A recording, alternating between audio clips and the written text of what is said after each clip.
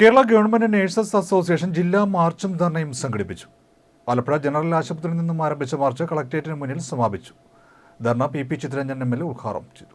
Promotion നടപ്പിലാക്കുക, കിടത്തി ചികിത്സയുള്ള എല്ലാ ആശുപത്രികളിലും 8 മണിക്കൂർ ജോലി നടപ്പിലാക്കുക, PFRDA നിയമം പിൻവലിക്കുക, നിർവചിക്കപ്പെട്ട പെൻഷൻ ഉറപ്പുവരുത്തുക, ജനറൽ ഡിപ്ലോമ കോഴ്സ് അവസാനിപ്പിക്കുക, കോളേജുകളാക്കി ഉയർത്തുക.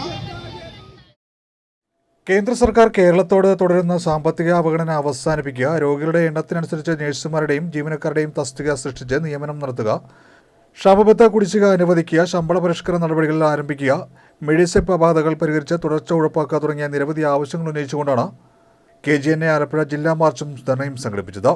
ധർണ ആലപ്പുഴ MLA പി ചിത്രരഞ്ജൻ ഉദ്ഘാടനം ചെയ്തു. KGNA ആലപ്പുഴ ജില്ലാ പ്രസിഡന്റ് സുമോൾ AD അധ്യക്ഷത വഹിച്ചു. സംസ്ഥാന സെക്രട്ടറി L ദീപ മുഖ്യപ്രഭാഷണം നടത്തി. ജില്ലാ സെക്രട്ടറി ലെവിൻ K ഷാജി സ്വാഗതവും ജില്ലാ ട്രഷറർ ലീന മോൾ AR നന്ദിയും പറഞ്ഞു. ഈ നിയമസഭാ സമ്മേളനത്തിലെ ഏറ്റവും പ്രധാനപ്പെട്ട ഒരു പ്രശ്നമായിരുന്നു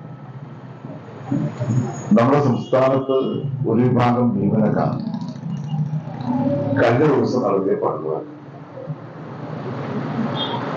ജീവനക്കാർക്ക് പണിമുടക്കാനുള്ള അവകാശമൊക്കെ ഉണ്ട്.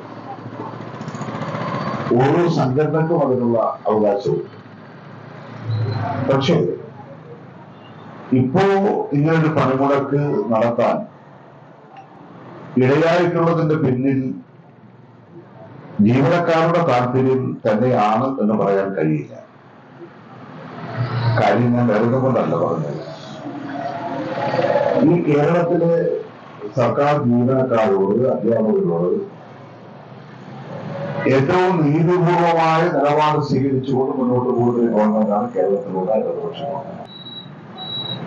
കേരളത്തിന്റെ ആരോഗ്യ മേഖലയുടെ എല്ലാം പ്രവർത്തനത്തിന്റെ എല്ലാം ഫലമായി ഇവിടെ ആൾക്കാരുടെ മരണനിരക്ക് കുറയുന്നു, അല്ലെ ആയുസ് കൂടുന്നു. അപ്പോൾ ഈ ആയുസ് കൂടുന്നതനുസരിച്ച് പെൻഷൻ കൊടുക്കാൻ കഴിയില്ല എന്നുള്ളത് കൊണ്ട് ഇനി വേണ്ട പെൻഷൻ പങ്കാളിത്ത പെൻഷനാണ് എന്ന് പറഞ്ഞുകൊണ്ട് അതിനെ ന്യായീകരിച്ച ആൾക്കാരാണ് ഇപ്പൊ ജീവനക്കാരുടെ പേരിൽ കണ്ണീരൊഴുക്കിക്കൊണ്ട് പണിമുടക്ക് നടത്താൻ തയ്യാറായിട്ടുള്ളത്. അതാണ് ഞാൻ പറഞ്ഞത്. അതിന്റെ വിരോധാഭാസം എന്താണ് എന്നുള്ളത് നമ്മൾ മനസ്സിലാക്കേണ്ടതാണ്.